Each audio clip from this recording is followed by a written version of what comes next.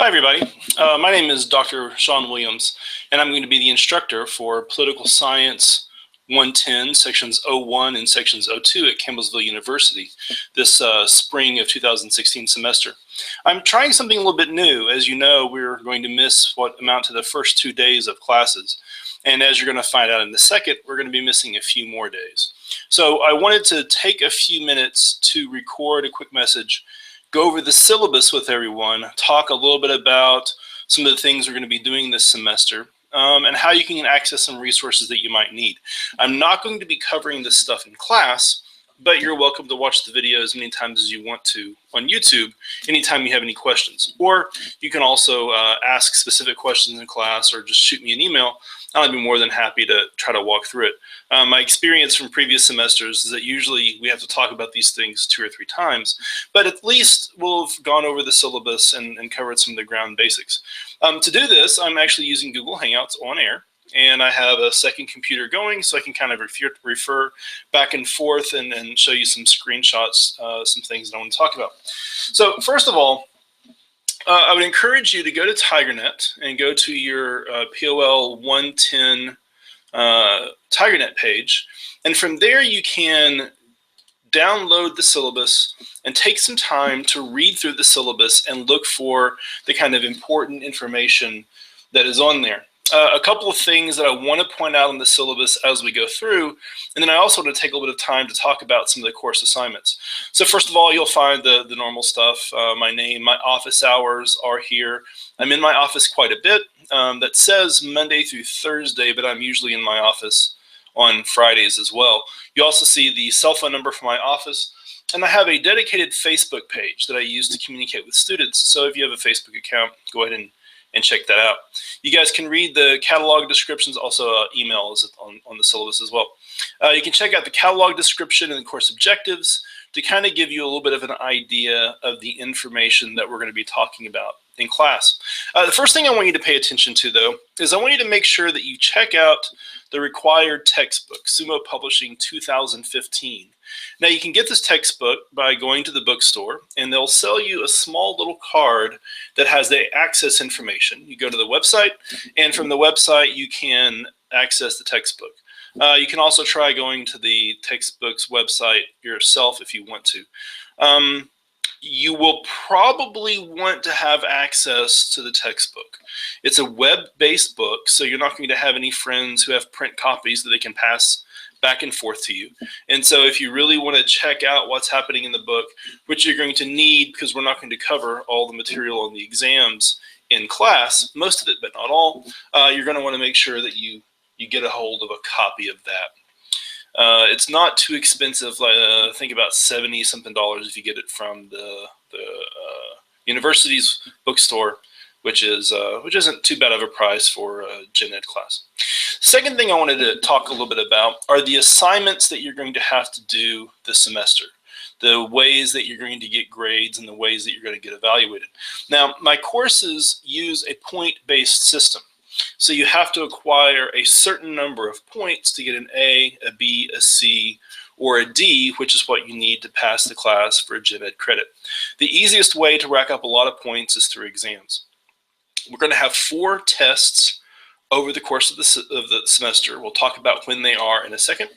Each test is going to be worth 100 points. Now, I'll go ahead and warn you, if you're watching the video, that the most important element of doing well on the exams is going to be coming to class, taking good notes from lectures, getting good information from the PowerPoints. We're not going to cover everything in class, but I'd say probably 80 to 90% of the material you'll find on the test will come from the lecture material in class. So be sure that you're able to make it to class whenever you can. Second way that you can acquire a lot of points in class are through these things called policy analysis.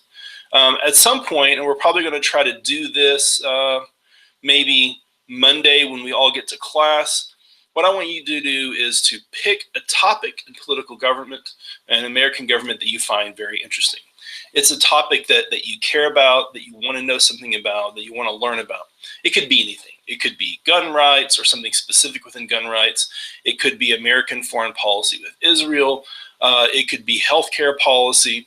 But over the course of the semester, what you're going to have to do is take this topic and learn about and understand how this topic relates to what we're talking about in class. So for example, if we're talking about democracy and your topic is gun rights, then you want to spend a little bit of time, a paragraph or two, discussing gun rights, kind of like a journal entry, and explaining how gun rights are related to the broader question of democracy. When we get to Congress, you'll want to talk about how Congress maybe regulates gun rights or what it's trying to do. The presidency, the way that Barack Obama has tried to limit access to weapons, or certainly certain types of weapons during his administration, would also be something you might want to consider. So when we get to class on Monday, we're going to talk more about this policy analysis question, and we're going to spend a little bit of time letting you guys figure out what your topics are.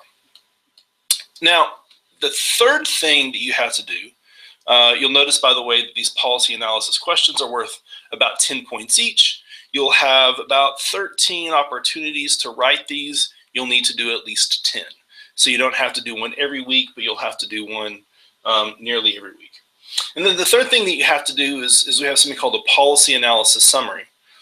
At the end of the semester, you will go back and read all of your weekly analysis pieces, and you'll do some kind of a summary analysis of how this topic has developed over the course of the semester.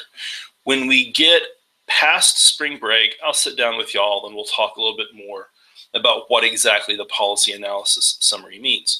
But for now, just be thinking about what weekly policy topics you might be interested in, discussing through journal articles or through journal postings over the course of the semester. Now, here comes the fun part. One of the things that I've learned teaching for 15 years or so is that different people learn in different ways. Different people have different skill sets. So it's actually possible not to take all of the exams if you're maybe not a particularly good test taker. It's also possible that if you don't want to have to do all of these weekly journal assignments, that you could do assignments that are worth a few more points and substitute them out. Now, it's important to understand these are not extra credit. It's not that you do these assignments and they boost your grade. You do it to replace other grades. You didn't do very well on a test. You needed to skip a test. Maybe you forgot to do the weekly journal assignments a couple of times. You can do one of these and make up that extra credit without having to worry about it too much. Now, these assignments are called media journal assignments, and there's one available every week. The media journals are pretty easy. It's like doing the weekly analysis, only instead of just discussing it in broad terms, you actually go out into the media.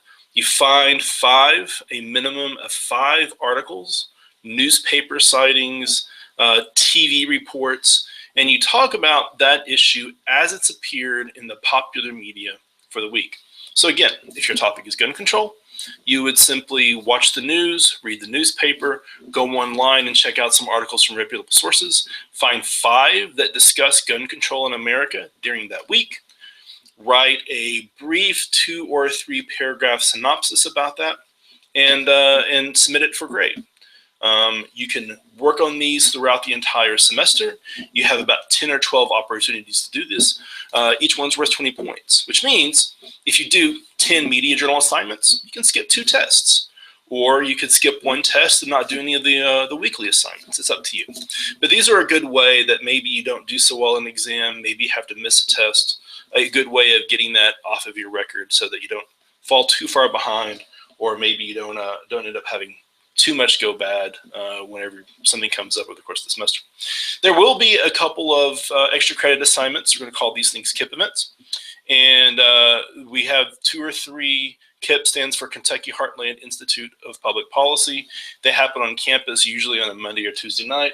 There may be a couple of other 1 or 2 time assignments that come up. And with these, you attend them, you write a brief paragraph or 2 about the event and send it to me. And just as with the other assignments, you get a chance to get some credit. Now, how does all this break down? I know that this is probably the most important part for most of you. Each test is worth 100 points. You can take 4 of those tests. Those are worth 400. You have to do 10 of the policy analysis. They're worth 10 points each. That's another 100 points. And you have your 40-point policy analysis summary with 40 points. Put that all together, 540 points over the course of the semester. You need 500 to make an A. It's about 90%, maybe a little bit more than 90%. If you do the KIP summaries, they're worth 20 points. And again, you substitute those in and out for the other assignments that maybe you don't want to do. If the policy analysis summary is due at the end of the semester, maybe you do a couple of the media journal assignments and you replace those media journal assignments with policy analysis summaries, and media journals kind of take care of it. The KIP summaries, again, those are just the extra credit assignments. Okay, so that's a quick breakdown of how the course works. Tests, journal assignments covering what your topic is and how it relates to the class, and then an opportunity to kind of do some extra work over the course of the semester.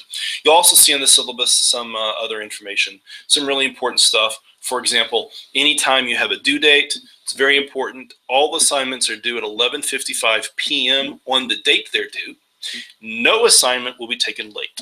Okay, you know when all the assignments are, you know when they're coming up.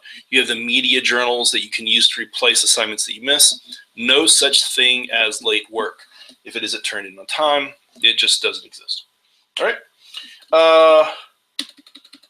Couple of other things that you're going to find at the bottom of the syllabus, just a page of legal stuff. If you get caught cheating, you fail the assignment.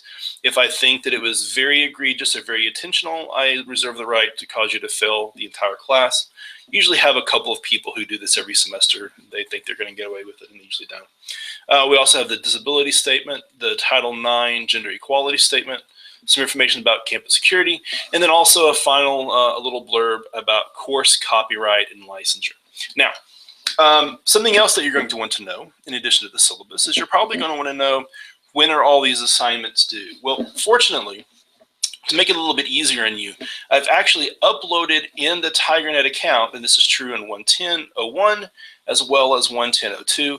I've gone ahead and loaded up in TigerNet when all the assignments are going to be available.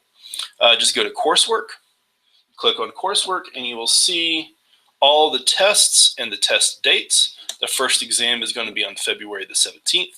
You're also going to find the dates when all the media journals are due, and the dates and the available times for all the policy analysis pieces.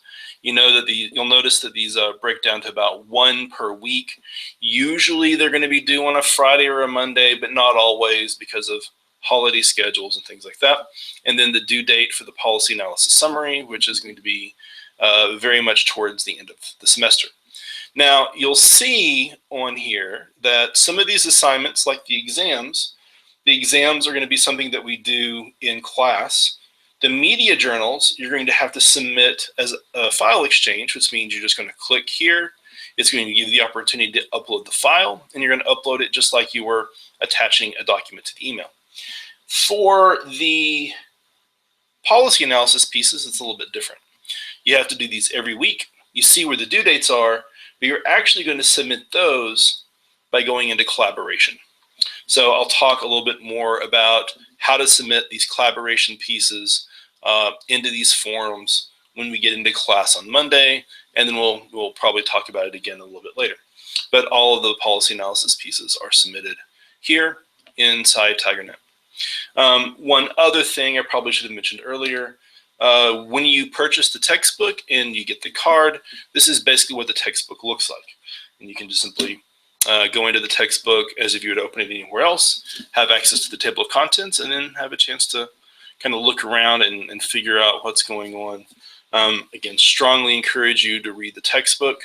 Use the outline that's provided in TigerNet to figure out when we're covering different pieces of material. Again, you go into coursework, and you can see that we're going to be talking about voting first, then elections, then public opinion, political parties, interest groups, and you can follow along in the textbook that way. So this is just a brief overview. Again, all that we really wanted to talk about was the syllabus, what's on the syllabus, the textbook, where you can pick up the textbook and how it's kind of important, the 3 types of assignments that are available, and how all of those assignments are necessary and important to making a grade. And then finally, the media journal assignment, which you can do if you decide that you want to try to do those to pick up some extra credit. Okay, what I encourage you to do, if you have any questions, if any part of this didn't make sense, it's pretty simple to get a hold of me. Just shoot me an email at shwilliams@campbellsville.edu, or if you prefer, you can just give me a call or drop by my office during my office hours. All right, thank you guys, and I'll talk to you all later.